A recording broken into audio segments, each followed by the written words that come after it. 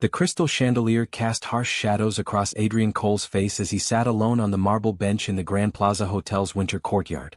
Just 2 hours ago, he had walked into the city's most exclusive gala as one of the most powerful men in business. Now he was nothing more than a ghost haunting the edges of his former life. "I'm sorry, but I don't think we'd be a good match," the fifth woman had said, her voice dripping with false sweetness as she backed away from him. The whispers had followed her retreat like poison spreading through water.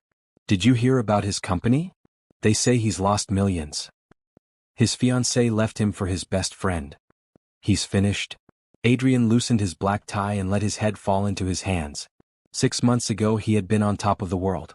Cole Industries was thriving, his engagement to society darling Rebecca Morrison was the talk of every newspaper, and his bank account had more zeros than most people could count. Tonight, he couldn't even get a dance from a woman who used to call him 3 times a week. The sound of wheels on marble made him look up. A woman in a simple gray uniform was pushing a cleaning cart across the courtyard, her movements efficient and purposeful. She was beautiful in a way that made Adrian's chest tighten, natural, unguarded, with kind eyes that seemed to see everything. Her dark skin glowed under the courtyard lights, and when she noticed him sitting there, she paused. "Excuse me, sir," she said, her voice warm and genuinely concerned. "Are you okay? You look like you might need some water." Adrian blinked, caught off guard by the simple question. When was the last time someone had asked if he was okay without wanting something in return? He cleared his throat. "I'm fine. Just needed some air." The woman, her name tag read Ava, didn't seem convinced. She reached into her cart and pulled out a small bottle of water, walking over to him with the kind of confident kindness that comes from a good heart. "Here. It's been a long night, and these events can be overwhelming. Thank you." Adrian took the water, his fingers brushing hers for just a moment. "I'm Adrian." "Ava Collins," she replied, sitting down beside him on the bench without invitation. "I work the night shift here. Been cleaning up after fancy parties for 3 years now. You'd be surprised how many people need to step outside and breathe for a while." Adrian found himself really looking at her. There was something about Ava that made the tightness in his chest ease just a little. She wasn't trying to impress him or get something from him. She was just being human. "Do you ever wonder what it would be like to be one of them? The people at the parties?" Ava considered this, tilting her head slightly. "Sometimes. But then I see how stressed they all look, how they talk to each other like they're always performing, and I think maybe I'm better off just being me. Money can't buy peace of mind, you know?" "No," Adrian said quietly. "It really can't." They sat in comfortable silence for a few minutes, the sounds of the party drifting out from inside the hotel. Adrian sipped his water and felt something he hadn't experienced in months: actual calm. This woman didn't know who he was, didn't care about his stock prices or his social standing. She had seen a person who looked sad and offered help. It was the most genuine interaction he'd had in longer than he could remember. "I should let you get back to work," he said finally, though he didn't want her to leave. Ava smiled, and it was like sunshine breaking through clouds. "Work can wait a few more minutes. Sometimes people need someone to sit with them more than they need clean floors." She paused, studying his face. "Whatever's got you looking so lost, it's going to be okay. Things have a way of working out, even when we can't see how." Adrian felt his throat tighten with unexpected emotion. "How do you know that?" "Because I've been at the bottom before and I'm still here. Still fighting, still believing that tomorrow might be better than today. That's all any of us can do, really." Ava stood up and brushed off her uniform. "I do need to finish my rounds, but if you're still here in an hour, I usually take my break around midnight. You're welcome to join me for coffee in the staff room. It's not fancy, but it's real."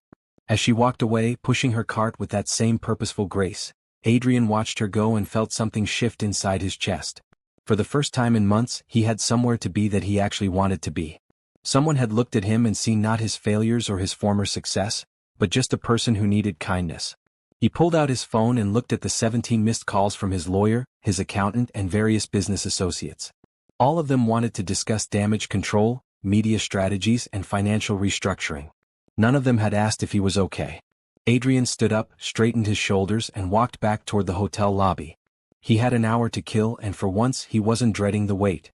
He was looking forward to coffee with a woman who offered water to strangers and believed that tomorrow might be better than today. The gala continued inside, the music and laughter a sharp contrast to the quiet moment he'd just shared in the courtyard. People brushed past him without recognition or acknowledgement, and Adrian realized he didn't care. He had found something more valuable than their approval. He had found hope in the form of a hotel janitor who saw him as human. Adrian spent the next hour walking the hotel corridors, not hiding exactly, but avoiding the ballroom where his former life continued without him. He watched Ava work from a distance, noticing how she moved with quiet dignity through her tasks. She refilled soap dispensers, emptied trash bins, and wiped down surfaces with the same care she had shown him in the courtyard. When midnight approached, he found himself standing outside the staff room, suddenly nervous. What was he doing? He was Adrian Cole, or had been, and she was a hotel employee. But then he remembered her smile and the way she had made him feel like a person worth caring about. "You came," Ava said, appearing behind him with 2 cups of coffee. Her face lit up with genuine pleasure. "I wasn't sure you would." "Neither was I," Adrian admitted, accepting the coffee. The staff room was small and simple, with a few tables and chairs, a refrigerator, and motivational posters on the walls. It was the most welcoming place Adrian had been in months. They sat across from each other at a small table, and Ava pulled a sandwich from her bag. "Turkey and cheese," she said, breaking it in half without asking and pushing one piece toward him. "I always pack extra.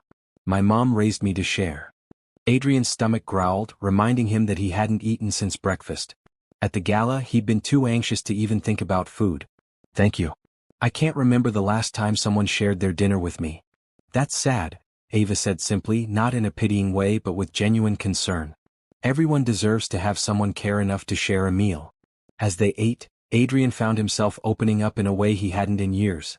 "I lost my job recently," he said, which was technically true. He had lost his position as CEO when the board voted him out. "Everything I thought I knew about my life just fell apart." Ava nodded. "I've been there. 2 years ago I lost my day job at the bank. Got laid off when they downsized. I was so scared I wouldn't be able to pay rent or help my little sister with college. That's when I started working here." She sipped her coffee thoughtfully. "Scariest time of my life, but also when I learned what I was really made of." "What kept you going?" "My family. My dreams. And the belief that setbacks aren't the same as endings." She looked at him directly. "What about you? What's going to keep you going?" Adrian was quiet for a long moment. "I don't know yet. For the first time in my adult life, I really don't know." "That's okay too," Ava said gently. "Sometimes not knowing is the first step toward figuring out who we really are underneath all the things we thought defined us."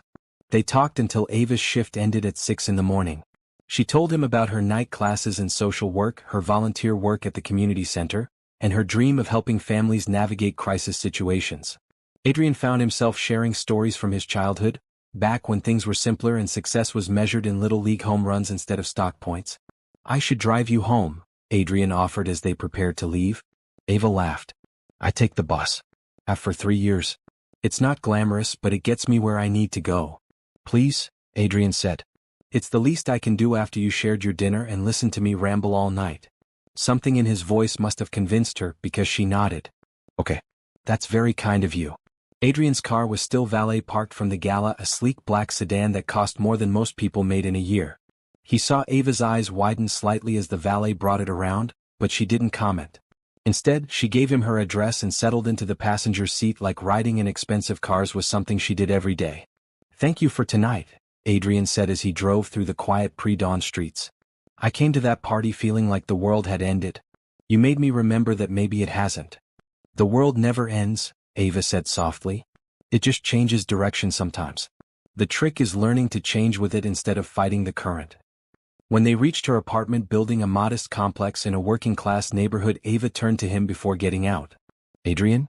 I know we just met, but I want you to know something. Whatever you lost, whatever went wrong, it doesn't define who you are. Who you are is the person who sat with me and shared stories and made me laugh at 4 in the morning. That person is worth fighting for." Adrian felt his chest tighten with emotion again. "Can I see you again?" Ava smiled. "I work every Tuesday through Saturday night. If you're ever in the neighborhood and need someone to talk to, you know where to find me." As Adrian drove home to his empty penthouse apartment, he realized something had fundamentally shifted inside him. For months, he had been drowning in his failures, measuring his worth by what he had lost. But Ava had looked at him and seen something worth saving. He pulled out his phone and, for the first time in weeks, ignored the flood of messages from lawyers and accountants. Instead, he found himself researching social work programs and community centers, wanting to understand the world that had shaped the woman who had shown him such kindness. Maybe Ava was right. Maybe setbacks weren't the same as endings. Maybe this was just the beginning of a story he hadn't known he was ready to write. 3 days later, Adrian found himself standing in the Grand Plaza Hotel lobby at 10 in the morning, feeling more nervous than he had during any business merger. He had told himself he was just in the neighborhood, but the truth was he had driven across town specifically hoping to see Ava again. The night shift employees would be getting off work soon, and he had timed his arrival perfectly. "Mr. Cole?"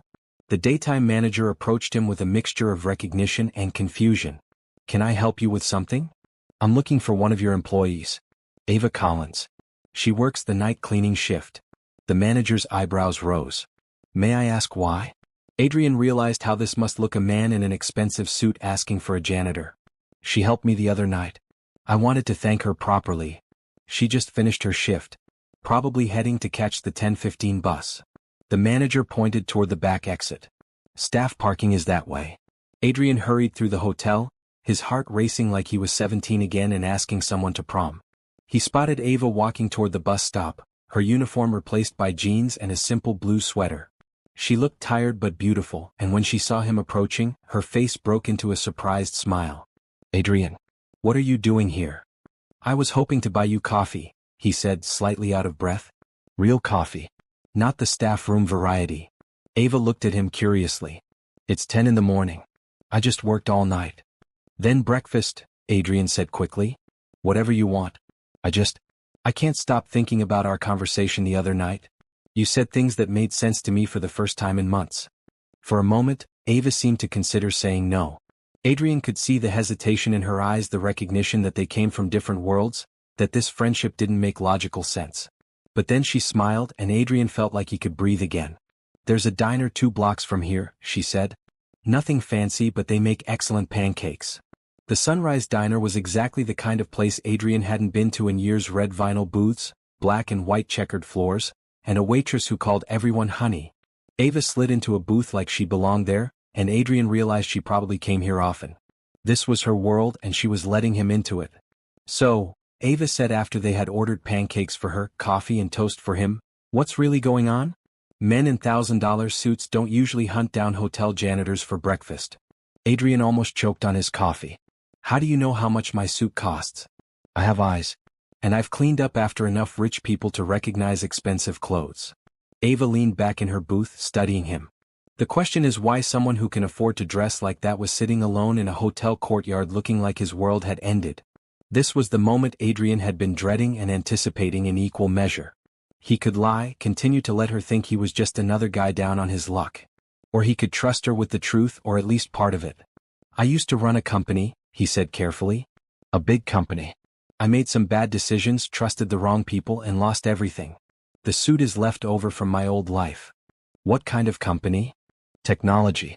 Software development, mostly corporate solutions." It was true if incomplete. Coal industries had been much more than that, but software development was how it had started. "I built it from nothing and I watched it crumble just as fast." Ava was quiet for a moment, processing this. "That's why you looked so lost the other night. You didn't just lose a job. You lost your identity."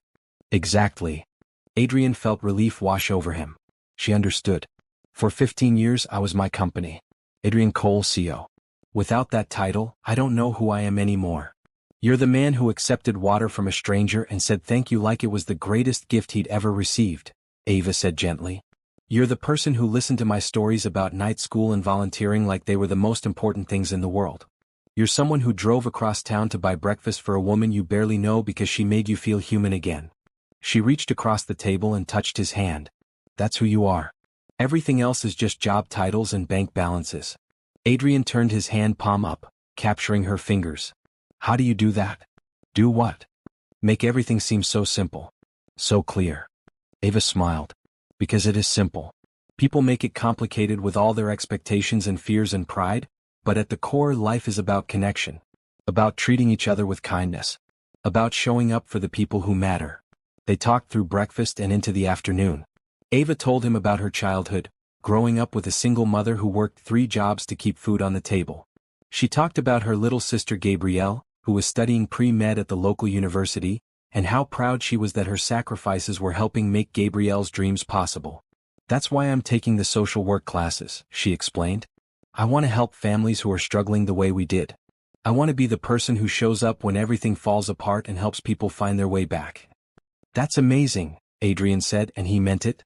How many classes do you have left? About a year and a half. It's slow going because I can only afford to take 1 or 2 classes per semester, but I'll get there. Adrian felt an impulse he hadn't experienced in months, the desire to fix something, to help someone, not for business reasons or tax benefits, but simply because he cared. What if I help pay for your classes?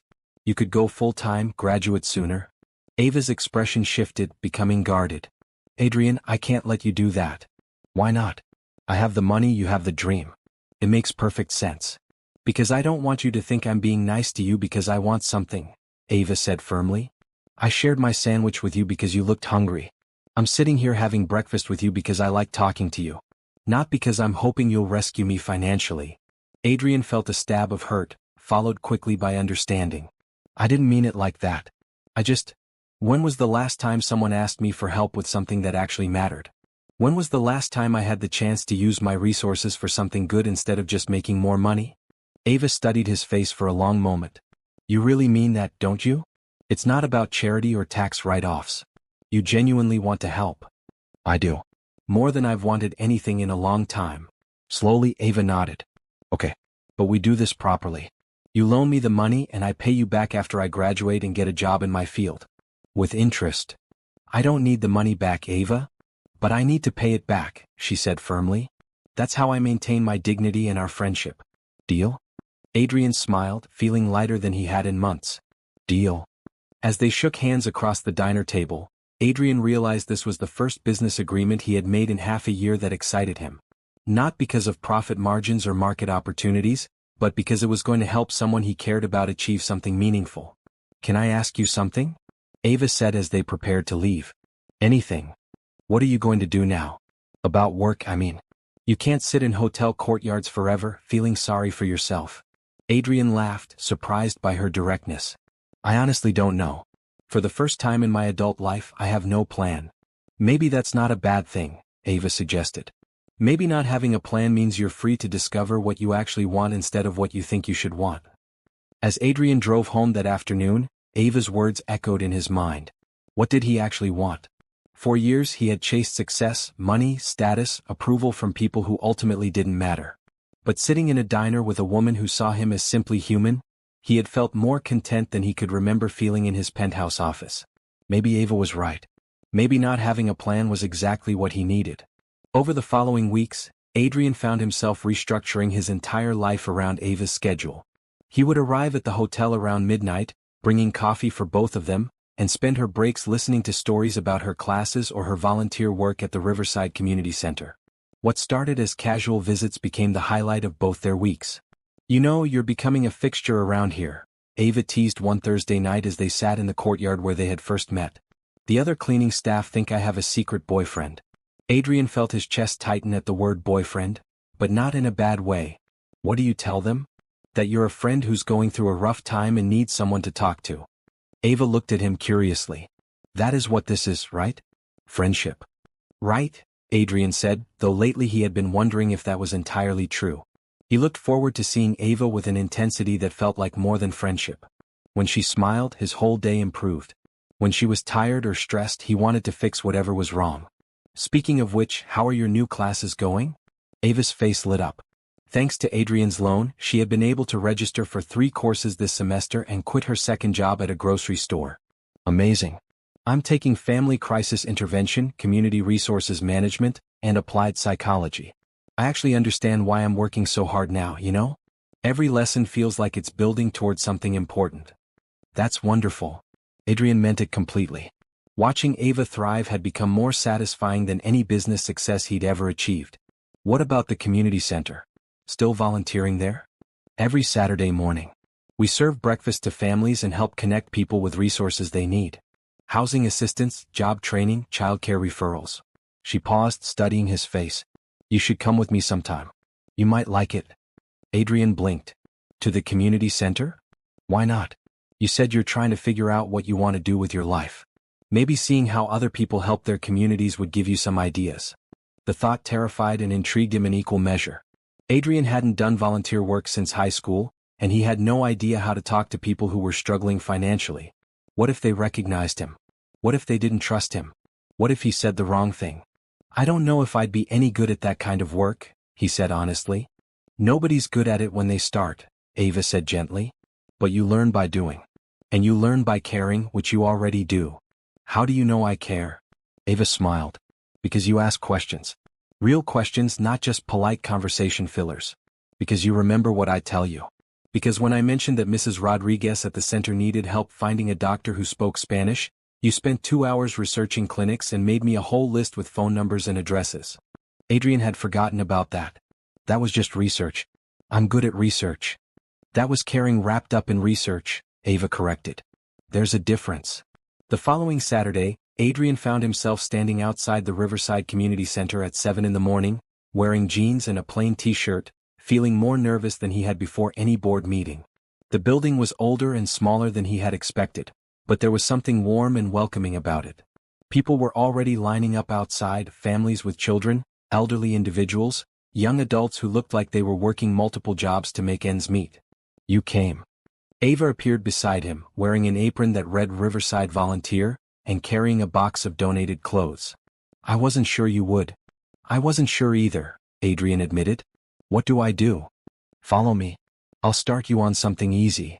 For the next 4 hours, Adrian served eggs and pancakes, helped sort donated clothing, and listened to more life stories than he had heard in years. A young mother told him about working 3 jobs while her husband recovered from a construction accident.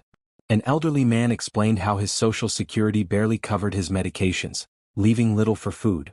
A teenager mentioned dropping out of school to help support his siblings after their father was deported. Each story was a reminder of how insulated Adrian's world had been, how many struggles he had never had to face. But rather than feeling guilty or overwhelmed, he found himself energized. These weren't just problems to solve, they were people who deserved help, dignity, and hope. How was that? Ava asked as they cleaned up afterward. Humbling, Adrian said honestly. And amazing. I can't remember the last time I felt this useful. That's because you were being useful. Not just profitable or successful, actually helpful to people who needed it. As they walked to their cars, Adrian found himself seeing the neighborhood differently. Instead of just noticing the rundown buildings and lack of trendy restaurants, he saw a community where people looked out for each other, where neighbors became family, where small acts of kindness made real differences. Ava, he said suddenly, what would it cost to expand the community center's programs? To serve more families, maybe add job training or childcare? She stopped walking and looked at him. Why? Because what you're doing there matters. Because those people deserve more support than they're getting. Because I have money sitting in accounts doing nothing when it could be helping. Adrian? Ava's voice was soft, cautious. That's incredibly generous, but charity isn't the same as understanding. You can't just throw money at problems and expect them to disappear. I'm not talking about charity, Adrian said, surprised by his own certainty. I'm talking about investment. About being part of something that actually makes a difference. They had reached Ava's car, but neither of them made a move to leave. The morning sun was warming the air, and Adrian realized this was the first Saturday in months that he hadn't woken up wondering how to fill the empty hours until Monday. If you're serious about this, Ava said slowly, then you need to commit to more than just writing checks. You need to show up. You need to listen. You need to learn what these communities actually need instead of assuming you know. I want to do that, Adrian said. Will you teach me? Ava studied his face for a long moment, and Adrian felt like she was seeing past his words to his intentions. Finally she smiled. Okay, but we start small. Keep volunteering. Learn people's names. Hear their stories. Understand the problems before you try to solve them. Deal? As Adrian drove home, he realized something fundamental had shifted. For the first time since losing his company, he had a sense of purpose that had nothing to do with profit margins or stock prices. He wanted to be part of the world Ava had shown him, a world where success was measured in families helped and communities strengthened. That afternoon, he made his first anonymous donation to the Riverside Community Center, enough to expand their breakfast program and add an afternoon tutoring service for children. He didn't tell Ava about it, not yet. He wanted to earn the right to be part of her world through actions, not just money. But as he researched other community organizations and social service programs, Adrian felt something he hadn't experienced in months. Excitement about the future. 2 months into their friendship, Adrian had become a fixture at both the Grand Plaza Hotel and the Riverside Community Center. He spent Tuesday through Saturday nights talking with Ava during her breaks, and every Saturday morning serving breakfast to families who had begun to recognize and welcome him. The anonymity he had initially craved was giving way to genuine connections with people who knew him simply as Adrian, who volunteers with Ava. Mrs. Rodriguez asked about you yesterday, Ava mentioned during one of their midnight coffee sessions. Her grandson Miguel got accepted into that computer program you told him about. She wanted to make sure you knew. Adrian smiled, remembering the shy 14-year-old who had mentioned loving video games but never imagining he could learn to create them. That's wonderful. Did you tell her I'll help him with the application essays if he needs it? I did. She almost cried. Ava looked at him with an expression he couldn't quite read. You know, when I first met you, I thought you were just a sad rich guy who needed someone to listen to his problems. I never imagined you'd become so important to so many people. Important. Adrian, you've helped 12 families find better housing, connected 8 people with job opportunities, and personally tutored 6 kids in basic computer skills. The center's breakfast program has doubled because of your donations. You've become part of our community. The word "our" sent warmth through Adrian's chest. I never expected to find something I cared about this much. What did you care about before? In your old life? Adrian considered this. Success, I guess. Growth. Beating the competition. Making more money than I could ever spend. He shook his head. It all sounds so empty now. It's not empty if it taught you skills you're using now, Ava said thoughtfully. Your business experience is why you're so good at connecting people with resources. Your leadership background is why families trust you to advocate for them. Maybe everything that happened was preparing you for this. They were sitting in their usual spot in the hotel courtyard, sharing a bag of pretzels Ava had bought from a vending machine. It was a warm spring night, and Adrian found himself studying Ava's profile in the soft lighting. When had she become so beautiful to him? When had her laugh become the sound he most wanted to hear? Can I tell you something? He said suddenly. Always. I think I'm falling in love with you. The words hung between them like a bridge waiting to be crossed. Ava turned to look at him fully, her expression unreadable. Adrian? I know, he said quickly. I know we come from different worlds. I know I'm still figuring out who I am without my old life. I know this probably complicates everything.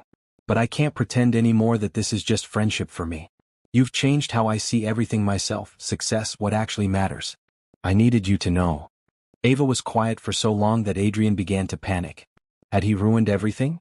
Had he misread all the signs, all the moments when their hands touched or their eyes lingered on each other? I care about you too, she said finally. More than I expected to. More than I planned to. But I need to know this is real. Not just gratitude or loneliness or some kind of rescue fantasy. I need to know you see me as an equal partner, not someone you're saving or someone who saved you. Adrian reached for her hand, intertwining their fingers. Ava, you're the strongest person I know. You work full-time, go to school, volunteer every weekend, and still find energy to care about everyone around you. You don't need saving. If anything, you saved me. You showed me what real strength looks like, what actual success means. I don't want to rescue you. I want to build something with you. What kind of something? I don't know yet. A life where we both get to be ourselves but together.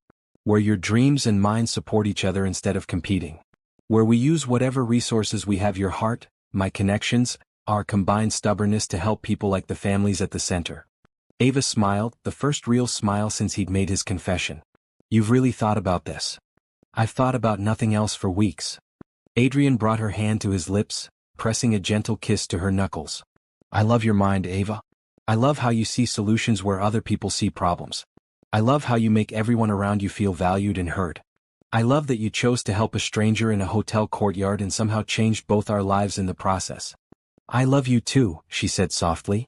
I think I have for a while now. I just wasn't sure if what I was feeling was real or if I was getting caught up in how good it felt to be seen the way you see me. How do I see you? Like I matter. Like my dreams are worth pursuing. Like my opinions are valuable. She paused. Like I'm beautiful. You are beautiful. Inside and out. They sat in comfortable silence for a moment, both processing this shift in their relationship. Finally, Ava spoke again. If we do this, if we try being more than friends, we have to be honest with each other about everything. No secrets, no trying to protect each other from difficult truths. Can you promise me that? Adrian felt a flicker of anxiety. He had been honest about losing his job and his company, But he hadn't told her the full scope of his wealth or his former status as one of the city's most prominent CEOs. He told himself it was because he wanted her to love him for who he was now, not who he had been. But looking into her eyes, he knew she deserved complete honesty. "I promise," he said. "Complete honesty starting now." "Good. Then tell me something true that you haven't told me yet." Adrian took a deep breath. "I'm afraid that when you really understand how different our backgrounds are, you'll decide I don't belong in your world. And I'm afraid that when your old life calls you back you'll remember that I'm just a hotel janitor and realize you can do better." They looked at each other for a moment, both recognizing the fear in the other's eyes. Then Ava laughed and Adrian felt his anxiety dissolve. "We're quite a pair," she said.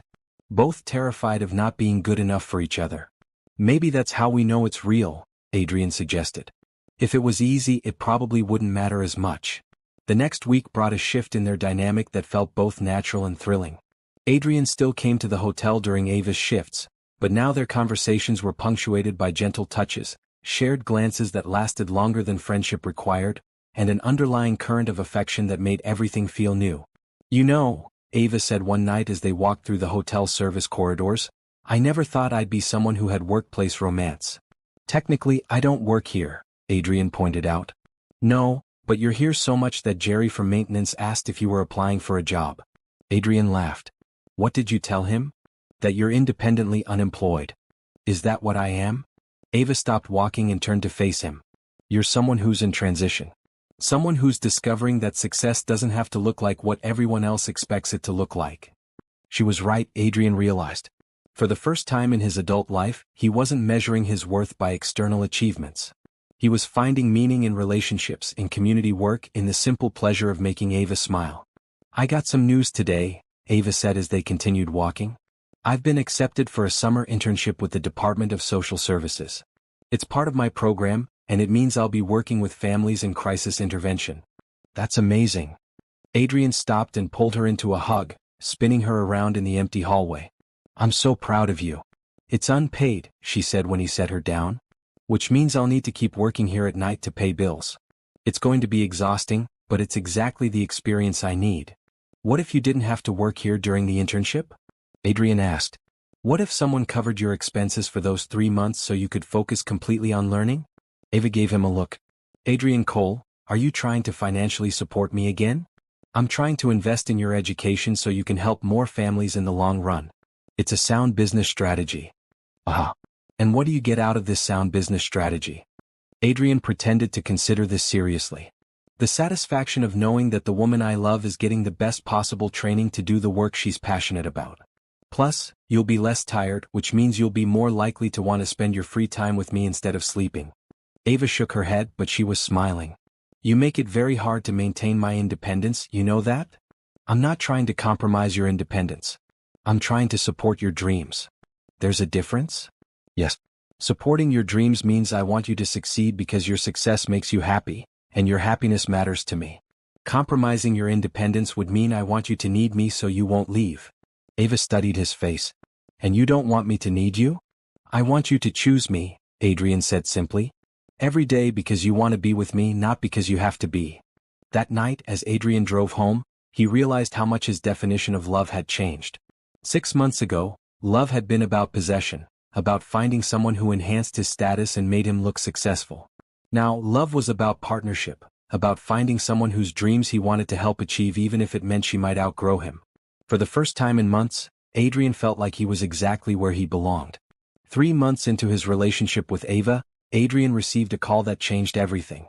He was sitting in his apartment researching grant opportunities for community organizations, when his phone rang with a number he hadn't seen in months. "Adrian, thank God," came the voice of his former business partner, James Mitchell. "We need to talk. In person. Today." "James, I told you I'm not interested in getting back into. Coal Industries is hemorrhaging money.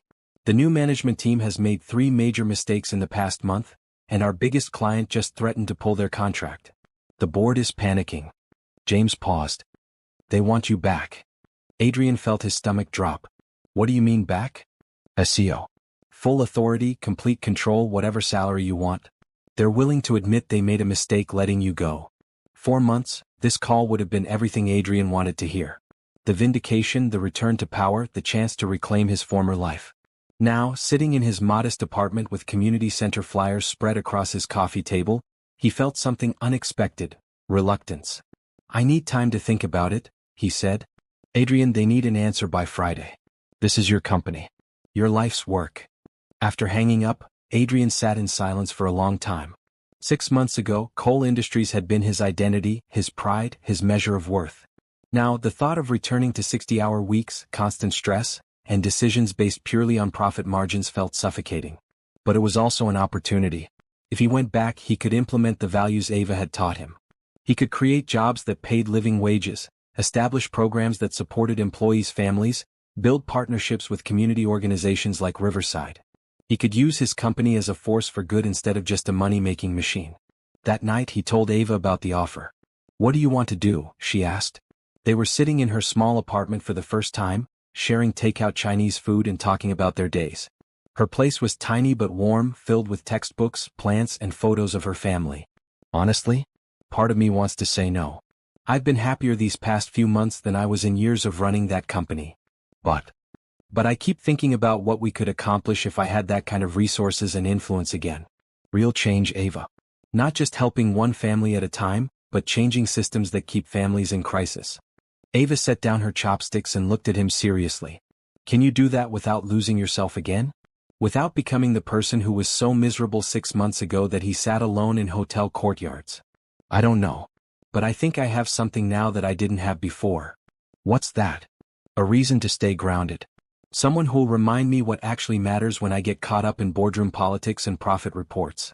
Ava smiled. "Is that your way of asking me to be your conscience?" "That's my way of saying I can't imagine making any major life decisions without your input anymore." The next day, Adrian met with the coal industry's board of directors for the first time in 6 months. Walking into the familiar conference room felt like putting on old clothes that no longer fit quite right. The faces around the table were apologetic but desperate, and Adrian realized they weren't offering him his job back because they respected him, they were offering it because they needed him. "We've learned from our mistakes," Board Chair Margaret Thornton was saying. "We're prepared to give you complete autonomy to run the company as you see fit." "Complete autonomy?" Adrian asked. "Within reason, of course. As long as profitability." "No," Adrian interrupted. "If you want me back, it's with actual complete autonomy. I want to restructure our employee benefits, implement profit-sharing programs, establish community partnerships, and shift our focus towards sustainable technology solutions even if they're less immediately profitable." The room fell silent. Finally, Margaret spoke. "Adrian, we understand you want to make some changes, but we have shareholders to consider. The shareholders can consider finding a new CEO if they don't like my vision," Adrian said calmly. "You came to me because the company is failing under traditional management. I'm offering you a different approach, one that builds long-term value by treating employees, communities, and the environment as stakeholders, not just expenses." He stood up from the table. "I'll take the job, but only if the board agrees in writing to support these changes for a minimum of 2 years. You'll see results, but they might not look like what you're used to measuring." That evening, Adrian waited nervously for the board's decision. When the call came, Margaret's voice was resigned but accepting. "You have a deal, Adrian. 2 years, full autonomy. Don't make us regret this." Adrian's first day back as CEO of Coal Industries felt surreal. His assistant, Patricia, greeted him with tears in her eyes. "Mr. Cole, we're so glad you're back. The company hasn't been the same without you." "Thank you, Patricia. Could you schedule all-hands meetings for each department this week? I want to talk to everyone about the changes we're going to make." Over the next month, Adrian threw himself into rebuilding his company according to the values Ava had taught him. He increased the minimum wage for all employees by 30%. He established on-site childcare and flexible work arrangements for parents. He created partnerships with local community colleges to provide tuition assistance for employees wanting to further their education. Most importantly, he launched the Coal Community Initiative, a program that partnered with organizations like Riverside Community Center to provide technology training, job placement services, and small business development support in underserved neighborhoods. "You're taking a huge risk," James warned during one of their strategy meetings. "These programs are expensive, and the return on investment is unclear." "The return on investment is a workforce that's loyal, motivated, and connected to the community," Adrian replied. "It's customers who trust us because we demonstrate that we care about more than just their money." It's sustainable growth instead of short-term profit spikes. The changes weren't universally popular. Some longtime employees resented the new focus on work-life balance, preferring the old culture of long hours and cutthroat competition. A few shareholders grumbled about decreased quarterly profits, though Adrian's projections showed stronger long-term growth potential. But the majority of employees responded with enthusiasm that surprised even Adrian. Productivity increased. Sick days decreased. The company's reputation in the community improved dramatically. Most importantly, Adrian found that he loved going to work again. "You're different," Ava observed one Saturday morning as they worked together at the community center. "More confident. More yourself." "How do you mean?" "You're not trying to prove anything anymore. You're just doing good work because it's good work." Adrian smiled, watching Ava help a young mother fill out job applications while her toddler played nearby. "I learned that from you. The idea that work should be about contribution, not just achievement. Look at you, getting all philosophical. Look at you, changing my entire worldview without even trying." As Adrian drove to work that Monday morning, he realized something remarkable had happened. He had gotten his old life back, but he was living it as a completely different person. The scared, desperate man who had sat alone in a hotel courtyard 6 months ago had been replaced by someone who knew what he valued and why. Someone who had learned that true success wasn't about being better than other people, it was about being better than he used to be. Spring had settled into early summer when Adrian realized he was completely and irrevocably in love with Ava Collins. It wasn't a sudden revelation but a gradual understanding that had grown alongside their relationship over the past 4 months. Every conversation deepened his respect for her mind. Every shared laugh made him want to create more reasons for her to smile. Every moment apart made him count the hours until he could see her again. They had fallen into a comfortable rhythm. Adrian would finish his CEO duties by 6 o'clock, something that would have been impossible before Ava taught him about work-life balance, then meet her for dinner before her shift at the hotel. On weekends, they volunteered together at Riverside Community Center, where they had become known as a team. People would approach them as a unit, seeking help with problems or sharing good news about their progress. "You know what I love about working with you?" Ava said one Saturday as they finished serving lunch to families. They were cleaning up together, moving around each other in the kitchen with the easy coordination of people who had done this many times before. "What's that?" Adrian asked, drying dishes while she washed. "You listen to understand, not to fix. When Mrs. Garcia was telling you about her son's struggles in school, you didn't immediately start offering solutions. You asked questions until you really understood what she needed. I learned that from you. From watching how you interact with people here."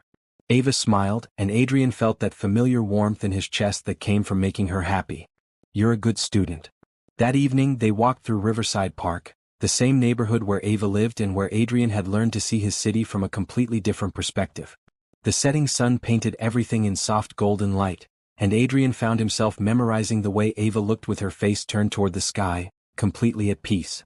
"Can I tell you something?" he said, stopping beside the small pond where families were feeding ducks. "Always." Adrian took her hands, feeling suddenly nervous despite months of growing intimacy between them. "I love you, Ava. Not just care about you or feel attracted to you. I love who you are, who you help me be, the life we're building together. I love your strength and your kindness and the way you see possibilities where other people see problems." Ava's smile was soft and certain. "I love you too, Adrian. I have for weeks now. I was just waiting to see if you were ready to hear it." "Ready to hear it?" "Ready to understand that loving me means loving all of this." She gestured around them at the park, the modest homes, the community center visible in the distance. "Loving my work, my dreams, my world. Not trying to change it or improve it, but accepting it as part of who I am. I do love all of it. I love that you showed me what community actually means. I love that you taught me success isn't about what you accumulate but what you contribute." Adrian stepped closer, cupping her face in his hands. "I love that you saw something worth saving in a broken man sitting alone in a hotel courtyard. You weren't broken. You were just lost. Same thing sometimes." Ava shook her head. "No. Broken means something can't be fixed. Lost just means you need help finding your way home." When Adrian kissed her, soft and gentle beside the pond where children were laughing and couples were walking hand in hand, he felt like he had finally found his way home. Not to a place but to a person who understood him completely and loved him anyway. "I want to ask you something," he said when they broke apart, "but I'm terrified you'll say no."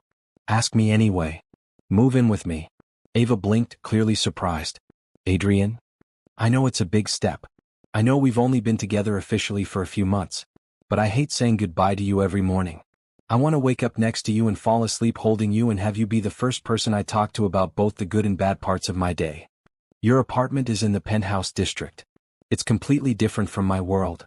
Then we'll find something new. Something that feels like home to both of us. Or you can help me make my place feel more like yours, warm and real and welcoming. Adrian paused. The location doesn't matter to me, Ava. You matter. Us matter. Ava was quiet for a long moment, and Adrian felt his heart racing. Had he pushed too fast? Had he misread how serious she was about their relationship? What about when things get difficult? She asked finally. When the newness wears off and we have to deal with real problems like money and work stress and family issues? Then we deal with them together. We figure it out as we go, like people who love each other do. What about when you remember that you're Adrian Cole, successful CEO, and I'm Ava Collins, hotel janitor taking night classes? Adrian felt a flash of something that might have been panic. He still hadn't told her the full truth about his wealth and former status. He had told himself it was because he wanted her to love him for who he was now, but standing here asking her to build a life with him, he knew she deserved complete honesty. Ava, there's something I need to tell you. Something in his tone made her step back slightly. What is it? You know, I used to run a technology company. What I didn't tell you is how big it was. Cole Industries isn't just some startup I lost. It's one of the largest tech companies in the state. When I was CEO before, I was worth about $50 million. Ava stared at him. $50 million. Yes. And now? Now I'm worth about $60 million because the company's stock has recovered since I went back. Ava sat down heavily on a nearby bench. You're a millionaire. I'm a person who happens to have a lot of money. Money that I want to use for good things, for community programs and education funding and making sure people like the families we work with have opportunities for better lives. Adrian. Ava's voice was very quiet. Why didn't you tell me this before? Because I was afraid you'd see me differently. I was afraid you'd think I was just some rich guy playing at caring about poor people. I was afraid you'd either want me for my money or refuse to be with me because of it. You lied to me. I didn't lie. I just didn't tell you everything. Ava looked up at him with hurt in her eyes. When I asked you about your company, when I asked about your life, when I worried about taking your money for school, you let me think you were someone else. You let me worry about being a burden on your finances when you have more money than I'll see in my lifetime. The money doesn't matter to how I feel about you. But it matters to how I feel about this relationship. Ava stood up and Adrian felt something cold settle in his stomach. I need time to think about this, Adrian. About what else you haven't told me. About whether I can trust you. Ava, please. I'll call you in a few days. I need some space to process this. As Adrian watched her walk away, her shoulders tense with anger and hurt, he realized he had made the biggest mistake of his life. He had finally found someone who loved him for who he really was, and he had jeopardized it by not trusting her with the complete truth. For the first time in months, Adrian felt truly alone. Adrian spent 3 miserable days waiting for Ava to call. He threw himself into work, but even the satisfaction of implementing new community programs couldn't distract him from the hollow feeling in his chest. He had been texting her daily, not pushing, just letting her know he was thinking about her and ready to talk whenever she was. The responses had been brief but not unkind, still need time, and will call soon. On Thursday morning, everything changed. Adrian was in a board meeting, presenting quarterly results that showed both strong profits and significant community impact, when his assistant Patricia knocked on the conference room door. Mr. Cole, I'm sorry to interrupt, but there's an urgent call from the marketing department. Something about a magazine article. Adrian excused himself, stepping into the hallway to take the call. Adrian, we have a problem, said Jessica from marketing, her voice tight with stress. Business Weekly just published a feature story about your turnaround as CEO. It's positive coverage, but they included personal details about your relationship. Adrian felt his blood turn cold. What kind of personal details? They have photos of you volunteering at the Riverside Community Center. Photos of you with Ava Collins. The article calls her your inspiring girlfriend who helped transform the Millionaire CEO into a community champion. Adrian, they know her name, where she works, where she goes to school. This is about to be everywhere. Adrian closed his eyes, feeling the world tilt sideways. How did they get this information? Someone from the community center must have talked to them. The article quotes several people talking about how much you've both meant to their programs. Is it online yet? Posted an hour ago. It's already being shared on social media. Adrian hung up and immediately called Ava, but it went straight to voicemail. He tried texting, "There's a magazine article about us. I'm so sorry. Please call me." Then he called the hotel. "Ava Collins? She called in sick today," the manager told him. "First time in 3 years she's missed a shift without advance notice. Is everything okay?" Adrian's heart sank. She had seen the article. He left work immediately, driving straight to Ava's apartment. When he knocked on her door, it took several minutes for her to answer, and when she did, her eyes were red from crying. "You saw the article," he said. "Everyone saw the article." Ava's voice was flat, emotionless. "My phone hasn't stopped ringing. Reporters wanting to interview the janitor who won a billionaire's heart. Classmates asking if it's true that I'm dating someone worth $60 million. My supervisor at the hotel asking if I'm going to quit now that I've landed a rich man. Ava, I'm so sorry. I never wanted this to happen. But you knew it could happen. You knew that dating someone with your profile meant this was a possibility, and you never warned me. You never asked if I wanted to sign up for having my life examined by strangers." Adrian stepped into her apartment, though she hadn't invited him in. "You're right. I should have told you everything from the beginning. I should have prepared you for what being with me might mean. Should have, could have, would have." Ava wrapped her arms around herself. "Do you know what the worst part is? It's not even that you're rich. It's that everyone now thinks they understand our relationship. They think I'm some poor girl who got lucky and landed a wealthy man. They think you're some savior who rescued me from my terrible life. That's not what we are. Isn't it?" Ava's voice broke slightly. "You pay for my school. You fund the programs at my community center. You've solved every financial problem I've mentioned. How is that different from what they're saying? Because I love you. Because you changed my life, not the other way around. Because everything I've done has been about supporting your dreams, not replacing them with my money." Ava sat down on her small couch, looking exhausted. "Adrian, I need you to understand something. I've worked for everything I have. My job, my education, my independence. I've never wanted to be someone who was taken care of or rescued or supported by a man, even one I love. I know that. It's one of the things I love most about you. But that's exactly what this looks like from the outside. And now it's what it feels like from the inside too." She looked up at him with tears in her eyes. "I don't know how to be with someone whose money solves my problems before I even know I have them. I don't know how to maintain my sense of self when dating you means giving up my privacy, my anonymity, my normal life." Adrian sat down beside her, careful not to touch her without permission. "What are you saying?" "I'm saying I don't know if I can do this. I don't know if I'm strong enough to be Adrian Cole's girlfriend instead of just Ava Collins. You'll always be Ava Collins. The woman who works 2 jobs to pay for school. The woman who volunteers every weekend because she believes in helping people. The woman who saw a stranger sitting alone and offered him water and kindness. That's who you are regardless of who you're dating. But that's not how the world will see me now." Ava wiped her eyes. "That article called me inspiring, like I'm some kind of charity case who taught the rich man about real life. They made our love story sound like a movie where the wealthy guy learns important lessons from the poor but noble girl." Adrian felt anger rise in his chest, not at Ava but at the situation, at his own mistakes, at a world that couldn't see their relationship for what it really was. "I'll have my lawyers contact the magazine. I'll demand they retract the personal information about you. You can't retract the internet, Adrian. This is permanent." They sat in silence for several minutes. Finally, Adrian spoke. "What do you need from me? How do I fix this?" "I don't know if you can fix it." Ava's voice was very small. "I need time to figure out if I can have a relationship that comes with this much public scrutiny. I need to know if you can love me without trying to solve my problems with money. I need to understand if we can be equals when the whole world sees us as a rich man and the poor woman he's helping. We are equals, Ava. In every way that matters. Then prove it. Step back from trying to manage my life. Let me handle the media attention myself. Let me decide how much of your support I want to accept and how much I want to maintain my independence." Adrian wanted to argue, wanted to insist that protecting her from this media circus was his responsibility. But looking at her face, he realized that his instinct to shield her from consequences was exactly the problem she was talking about. "Okay," he said quietly. "What does that look like?" "It looks like you going home and letting me figure out how to handle this situation. It looks like you trusting me to be strong enough to deal with difficult things. It looks like you understanding that I might decide this is all too much." The words hit Adrian like a physical blow. "Are you breaking up with me?"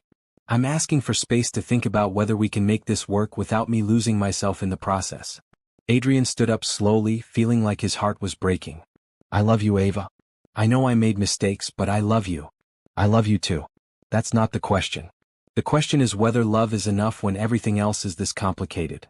As Adrian drove home, the city skyline blurring through his tears, he realized that all his money and influence meant nothing if he couldn't protect the person he loved from the consequences of loving him back. For the second time in a year, Adrian Cole had lost everything that mattered to him. This time it was entirely his own fault. Adrian spent the weekend in agony, respecting Ava's request for space while desperately wanting to fix everything. He avoided social media and news coverage, but his phone rang constantly with calls from reporters, business associates wanting to discuss the positive publicity, and friends he hadn't heard from in months who suddenly wanted to meet his inspiring girlfriend. On Monday morning he called an emergency staff meeting at Cole Industries. I need to address something with all of you, he told his employees. Some of you may have seen the recent magazine article about my personal life. While I'm proud of the community work our company supports, I want to make it clear that no one, not employees, not community partners, not anyone associated with Cole Industries should feel pressured to speak to media about our programs or about me personally. He paused, looking around the room at faces he had come to respect and trust. Our community initiatives exist because they're the right thing to do, not because they make good publicity. I need your help in ensuring we continue that work with integrity, regardless of media attention. After the meeting, Adrian retreated to his office and did something he hadn't done since taking back control of his company. He cleared his entire schedule for the day. Instead of managing business crises or reviewing quarterly projections, he sat at his desk and tried to figure out how to save his relationship with the woman he loved. The answer came to him Tuesday evening in the form of an unexpected visitor. Mr. Cole? Patricia knocked on his office door. There's someone here to see you. Mrs. Rodriguez from the Riverside Community Center? Maria Rodriguez walked into Adrian's office wearing her volunteer apron and a determined expression. She was the grandmother who had thanked him for helping her grandson Miguel get into the computer program, and she was one of the people quoted in the magazine article. Mrs. Rodriguez, please sit down. I'm so sorry about the media attention this has brought to the center. That's why I'm here, she said, settling into the chair across from his desk. I'm the one who talked to that reporter. Adrian blinked. You are. He came to the center last week asking questions about you and Ava. He said he was writing a positive story about business leaders who give back to their communities. I thought it would be good for the center, good for our programs. I didn't know. She wrung her hands. I didn't know it would hurt Ava. Mrs. Rodriguez, you couldn't have known. The reporter should have been more clear about how he planned to use the information. Ava hasn't been to the center since the article came out. People are asking where she is, if she's okay. Some of the volunteers are worried that all this attention will bring problems to our programs. Adrian felt his chest tighten. What kind of problems? The kind that happen when poor people get too much notice from rich people. When community programs become charity cases in magazines instead of neighbors helping neighbors. Adrian was quiet for a moment, processing this. What can I do to help? Come to the center on Saturday. Talk to people. Show them that nothing has changed, that you're still just Adrian who serves breakfast and helps kids with their homework. Mrs. Rodriguez, I don't think that's a good idea. My presence might make things worse. Or it might make things better. Adrian, these people care about you. They care about Ava. They don't understand why a magazine article means you both disappear from their lives. That evening, Adrian did something he hadn't done since Ava asked for space. He called her. I know you said you needed time, he said when she answered. But Mrs. Rodriguez came to see me today. She's worried about you, about the impact this is having on the community center. I can't go back there right now, Ava said, her voice tired. Everyone looks at me differently now. They want to know about you, about your money, about whether I'm going to quit my jobs and become some kind of society lady. What if we went together? What if we showed them that nothing has changed between us and the work we do there? Has nothing changed, Adrian? The question hung between them, loaded with all the hurt and confusion of the past week. Our feelings haven't changed, Adrian said carefully. I still love you. I still respect what you do. I still want to support the community programs we both care about. But you still want to support them with your money. You still want to solve problems I haven't asked you to solve. You still see me as someone who needs your help instead of someone who chooses to work with you. Adrian felt frustrated tears prick his eyes. I don't know how to love you without wanting to help you achieve your dreams. I don't know how to have the resources I have and not use them for people I care about. Then learn, Ava said simply. Learn to love me by asking what I need instead of assuming you know. Learn to help by supporting my choices instead of trying to make my life easier.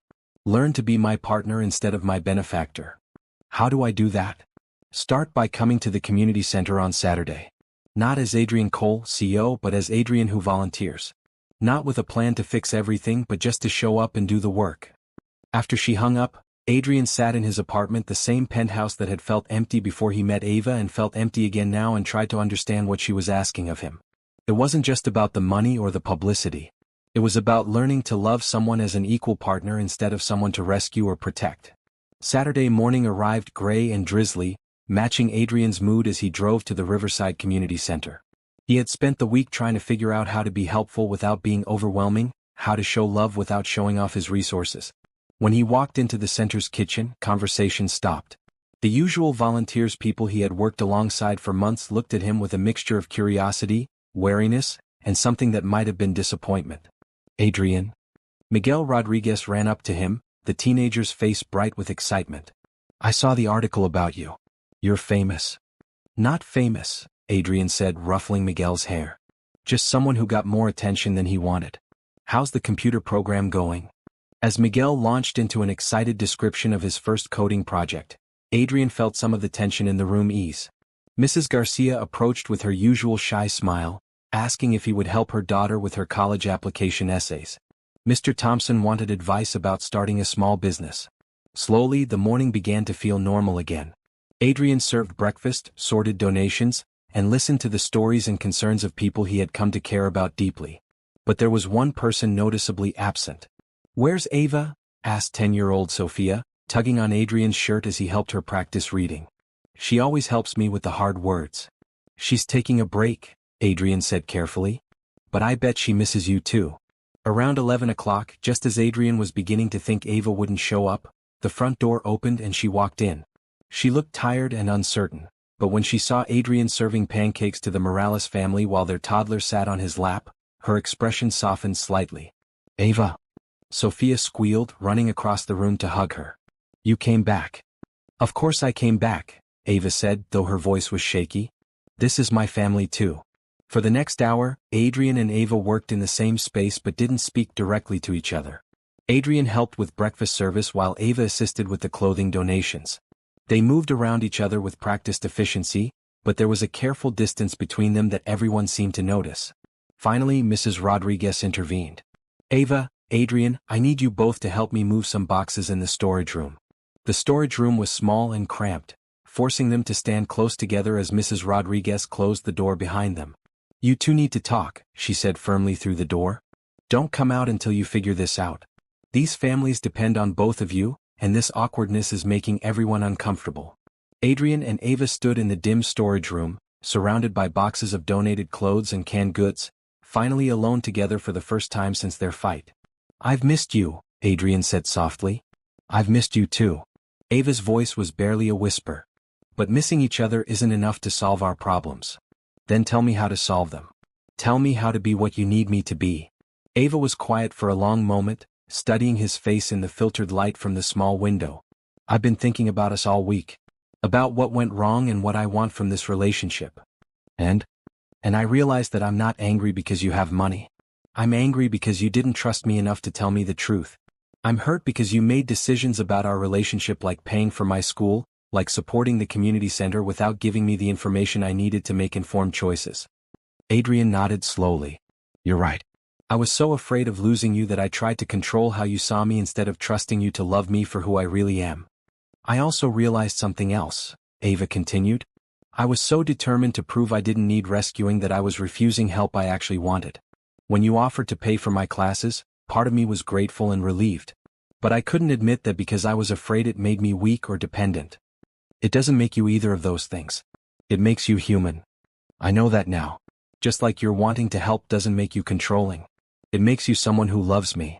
They stood looking at each other in the storage room, both understanding that they were at a crossroads. They could let pride and fear and outside expectations destroy what they had built together, or they could choose to trust each other enough to figure out how to love better. I want to try again, Ava said finally.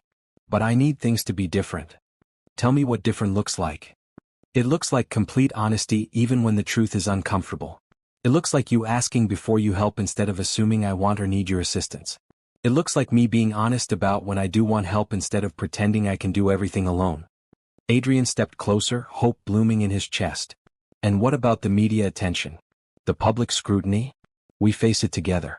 We don't let other people's opinions about our relationship matter more than what we know to be true about each other. I love you, Ava Collins.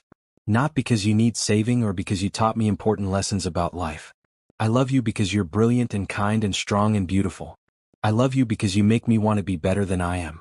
I love you because when I'm with you, I feel like the best version of myself. I love you too, Adrian Cole. Not because you can solve my problems or because you've made my life easier. I love you because you see me as worthy of respect and support. I love you because you listen to me and learn from me. I love you because you show up and do the work, not just with your money but with your time and attention and heart. When they kissed in the storage room, surrounded by donated clothes and canned goods, it felt like coming home after a long, difficult journey. It felt like forgiveness and hope and the promise of building something stronger than what they had before. When they finally emerged from the storage room 20 minutes later, Mrs. Rodriguez was waiting with a knowing smile. Better? She asked. Better, Ava confirmed, her hand firmly clasped in Adrian's. Good. Now come help serve lunch. These families aren't going to feed themselves. As they worked side by side for the rest of the afternoon, Adrian felt something settle into place. They weren't the same couple they had been before the magazine article and the fight and the painful week of separation. They were something new, two people who had chosen to trust each other with their whole selves, complicated histories and uncertain futures included. It felt like the beginning of something real and lasting and worth fighting for. 6 months later, Adrian stood in the same hotel courtyard where he had first met Ava, but everything about the scene was different. Instead of empty marble benches and the cold echo of his own despair, the space was filled with warm lights, flowers, and the people who had become their chosen family. Mrs. Rodriguez sat in the front row wearing her best dress, dabbing at her eyes with a handkerchief. Miguel, now thriving in his computer program and serving as the unofficial photographer, moved around the small gathering capturing every moment. The Morales family had driven up from their new apartment secured with help from Ava's internship work, and little Sophia was scattering flower petals with serious concentration. Dr. Patricia Williams, Ava's supervisor from her social work program, served as the officiant. James Mitchell stood beside Adrian as his best man, still amazed by the transformation he had witnessed in his business partner over the past year. Ava's sister Gabrielle had flown in from medical school to serve as maid of honor, her eyes bright with tears of joy for the sister who had sacrificed so much to help her achieve her dreams. But all of Adrian's attention was focused on Ava as she walked toward him through the courtyard where their love story had begun. She wore a simple white dress that she had chosen herself, paid for with money from her new job as a family crisis counselor with the Department of Social Services. Her hair was adorned with flowers that Mrs. Garcia had grown in her community garden. She looked radiant, confident, and completely herself. "You clean up nice," Ava said softly when she reached him, her eyes sparkling with humor and love. "You look beautiful," Adrian replied, taking her hands in his. "Are you ready for this?" "I've been ready since the night you accepted a bottle of water from a stranger." Dr. Williams began the ceremony with words about love being a choice made daily, about partnership requiring both vulnerability and strength, about building a life together that honored both individual dreams and shared values. But Adrian barely heard the formal words.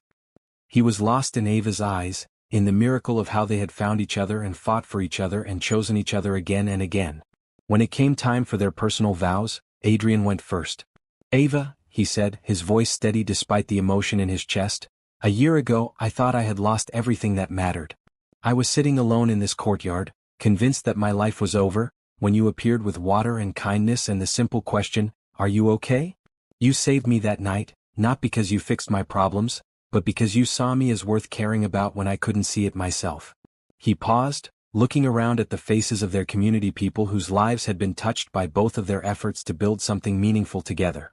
"You taught me that success isn't about what you achieve for yourself, but what you contribute to others. You showed me that love isn't about rescuing someone or being rescued, but about choosing to build something together that's stronger than either of you could create alone.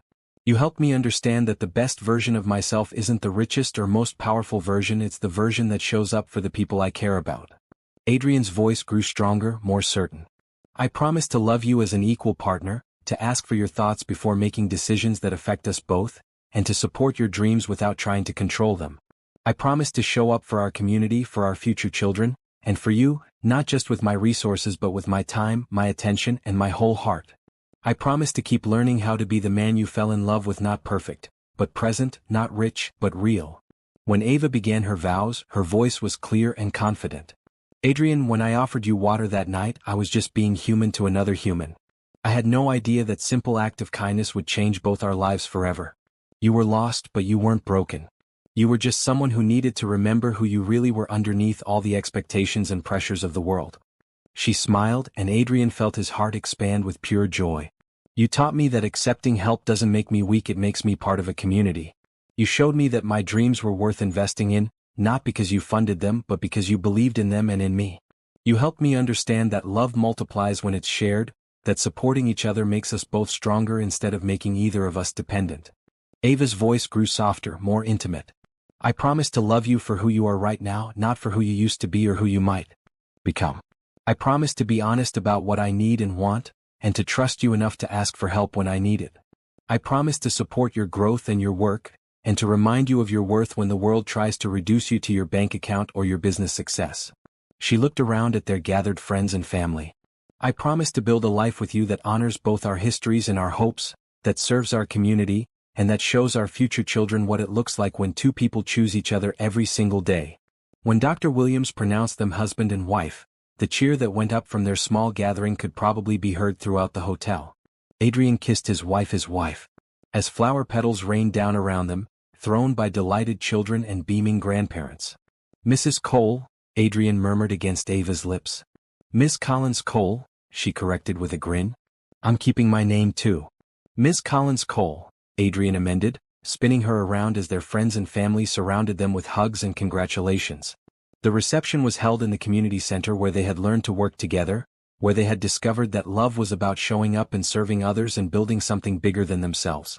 The decorations were simple but beautiful: flowers from the community garden, lights strung by volunteer teenagers, tables set with dishes borrowed from a dozen different families.